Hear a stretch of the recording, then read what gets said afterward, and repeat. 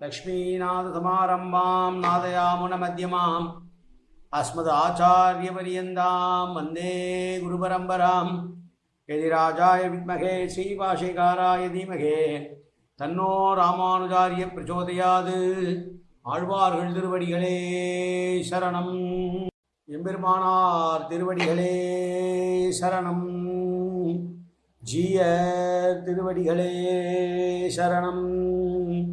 யோ நித்யமச்சுதபதாம்புஜயுக்மருக்ம व्यामोगदस्तदितरानतृणाय मेने अस्मद्गुरोर्भगवतोऽस्य दैकसिन्धो रामानुजस्य शरणं शरणं प्रपद्ये. நீரார் கடலும் நிலமும் முழுதுண்டு ஏலார் ஆளும் இளந்தலில் மேதுயிலந்தாய் சீரார் திருவேங்கட மாமலை மேயாராமுதே அடியேர் கருளாயே. எல்லாம் வல்ல ஏழ்மலையான் பெருங்கருணையால் 4000 திவ்ய பிரபந்த பாசுர பதிவேற்றங்களின் வரிசையில் இன்றைக்கு 2743வது நாள் பாசுர பதிவேற்றம். நம்மாழ்வார் அருளிய திருவாசிரியம் என்கிற 7 பாசுரங்களும் கொண்டே எதிர்வேத சாரமாகிய பிரபந்தத்தினுடைய 4வது பாசுரத்தை இன்றைக்கு நாம் 2743வது நாள் 4வது பாசுரம். முதலிலே தனியன்.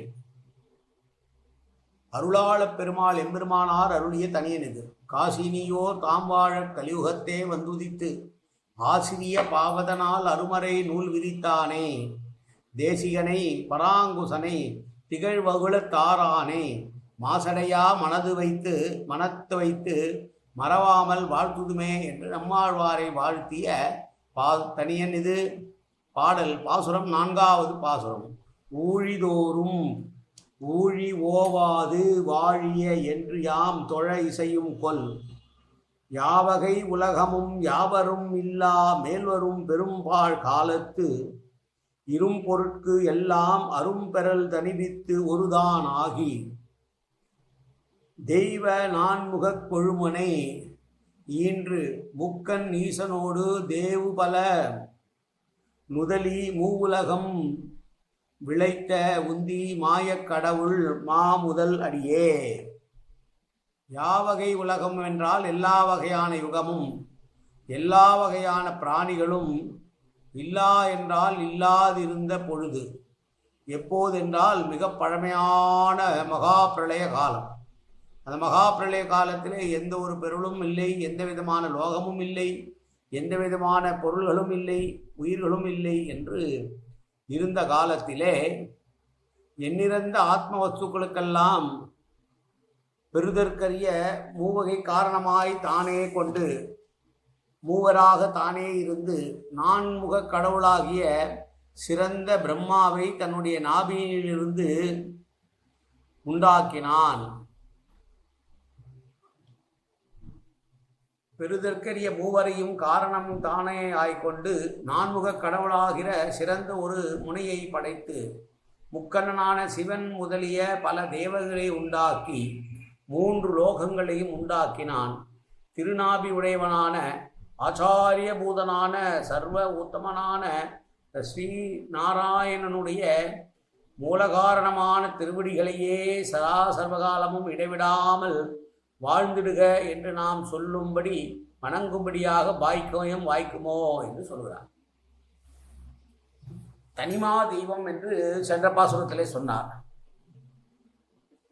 பிரம்மாவிற்கும் சிவனுக்கும் மூத்தவனானவர், எல்லா உயிர்களிலும் தனிமையான தன்மை கொண்டவர் என்று சொன்னார்.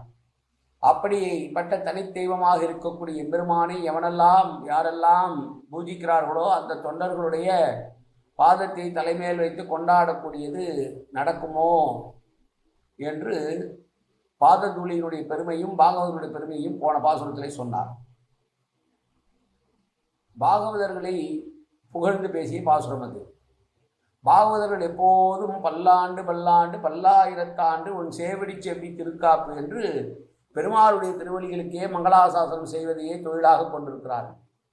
அதை பார்த்து இவர்களுடைய கருணை அல்லவோ நமக்கு உத்தேசியம், இவர்களையே இடைவிடாது எம்பிரானுடைய திருவடிகளுக்கு மங்களாசாசனம் பண்ணி கொண்டு நிற்கிறார்கள், இது மிகவும் அழகாயிருக்கிறது, இப்படிப்பட்ட பொழுதுபோக்கு நமக்கும் கிடைக்குமா, கிடைத்தால் நலமாயிருக்குமே என்று அந்த பாக்கியம் நமக்கு வாய்க்குமா என்கிறார் இந்த பாசுரத்திலே. யாவகை உலகமும் என்று தொடங்கி மாயக்கடவுள் என்னும் அளவும் எம்பெருமானுடைய பெருமையை பேசுகிறார்.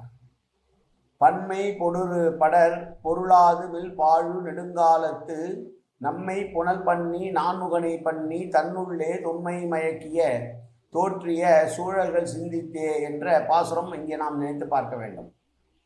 சேதன வர்க்கத்திலும் அசேதனமாக இருக்கக்கூடிய உயிரற்ற உயிருள்ள என்று எல்லா பொருள்களும் மகா பிரளய காலத்திலே இல்லாமல் போயிருக்க மீண்டும் அவர்களுக்கெல்லாம் ஜீவனை கொடுத்து தனித்து ஒருவனாக தானாக இருந்து அவனே அதை உண்டாக்கி தனி வித்தாக இருந்து உண்டாக்கியவன் பெருமாள்.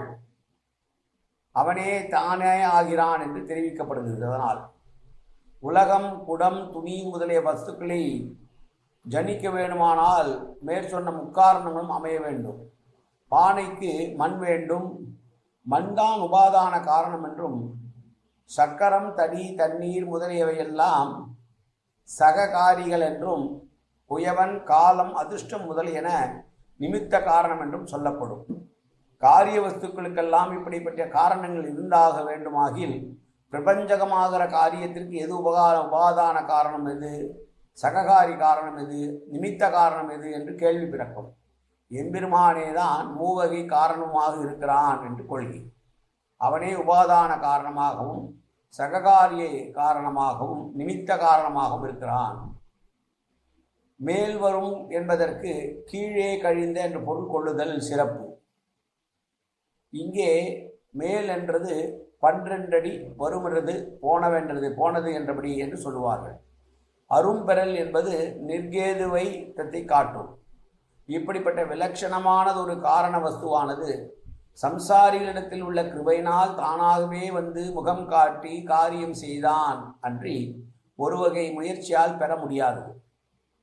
அத்வராக சிருஷ்டின் என்றும் ஸ்தவராக சிருஷ்டி என்றும் அத்வார சிருஷ்டி என்றும் சத்வராக சிருஷ்டி என்றும் சிருஷ்டி 2 வகைப்படுகிறது. எம்பெருமான் தானே சிருஷ்டிப்பது ஆத்வராக சிருஷ்டியாம், ஒருவன் மூலமாக சிருஷ்டிப்பது சத்வராக சிருஷ்டியாம். அண்ட சிருஷ்டி வரையில் தானே சிருஷ்டிப்பட்டதலால் அது அத்வராக சிருஷ்டி எனப்படுகிறது. இங்கு உள்ளவற்றையெல்லாம் நான்முகன் மூலமாக சிருஷ்டி செய்ததனாலே அது சத்வாரக சிருஷ்டி என்று சொல்லுகிறார்கள். தெய்வ நான்முகன் கொழுமுனை ஈன்று என்று கப்பும் கலையும் காயும் கனியும் முளை நின்று உண்கிறபடியால் நான்முகனை இங்கு ஒரு முளையாக கூறப்பட்டான். கொழுமுனை என்பது அதற்கு சிறந்த அங்குற்பம் என்றபடி இப்பாலிலுள்ள காரிய வர்க்கங்களுக்கெல்லாம் உண்டாகுக்கு பாங்கான யோகிதியை உடையவன் பிரம்மன். அவனே படைக்கும் கடவுளாய் இருக்கிறான். நான்முகனை நாரணன் படைத்தான், நான்முகனும் தன்முகமாய் சங்கரனை தான் படைத்தான் என்றபடி பிறகு அடைய வேண்டிய பல தேவதைகளையும் சிருஷ்டித்ததனாலே தேவ பல முதலி என்று அருளி செய்கிறார். ஆக சத்வாரக சிருஷ்டியாலே உண்டாக்கிய சகல வஸ்துகளுக்கும் மூலகந்தம் திருநாபியாகியாலே மூலகம் உழைத்த உந்தி என்கிறார். இப்படிப்பட்ட திருவந்தியுடைய மாயக்கடவுள் உண்டு. ஆச்சரியமான ஞானசக்தி உடையவானான அந்த சர்வேஸ்வரனுடைய திருவடிகளை ஊழிதோறும் ஓயாது வாழ்க வாழ்க என்று பாடக்கூடிய வாய்ப்பு நமக்கு நல்குமோ கிடைக்குமோ என்கிறார் ஆழ்வார். அந்த திருவடிகளை சிரமப்படுத்தி காரியம் கொண்டவர்களைப் போல நாமும் ஆகாமல் அவற்றுக்கு பல்லாண்டு பாடப்பெற வேண்டும். வாழிய வாழிய என்று சொல்ல வேண்டும். அவனை துன்பப்படுத்தாமல் அவன் நாமத்தை சொல்லியே அவன் அருளை பெற வேண்டும் என்று சொன்ன 4வது பாசுரம் இந்த திருவாசிரை பாசுரம். மீண்டும் ஒரு முறை பாசுரத்தை சேமிப்போம்.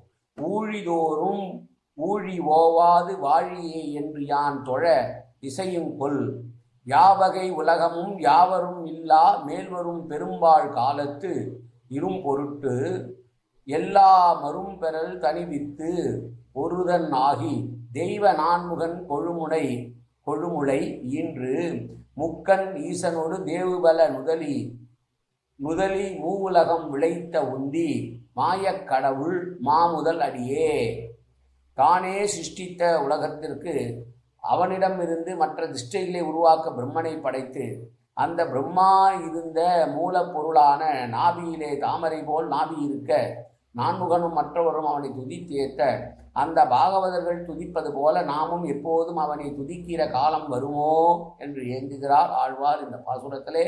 நாளை அடுத்த பாசுரம்.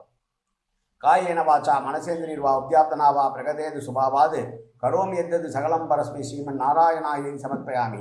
உடலாலும் உள்ளத்தாலும் வாக்காலும் சகலவிதமான பாவங்களும் தோஷங்களும் நிறைந்ததாக உலகத்து இயல்பு இருந்த போதிலும் அடியேன் செய்கிற நல்வினையோ தீவினையோ அத்தனையும் உன்னுடைய கமலமலர் பாதங்களில் சமர்ப்பிக்கிறேன் கண்ணா. காத்தருள்வாய் கண்ணா, ஏற்றுக்கொள்வாய் கண்ணா.